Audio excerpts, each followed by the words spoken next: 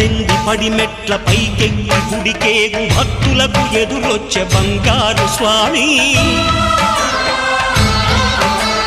ఇరుముడులు స్పృశించి శుభమనుచు దీవించి జన బృందముల చేరే జగమేలు స్వామి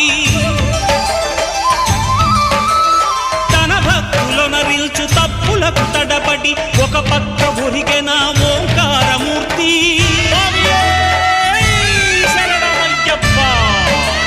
స్వాములందరూ తనకు సాయము కాగా ధీమంతుడై లేచే ఆ కన్య స్వామి పట్టబంధము వీడి భక్తతతికై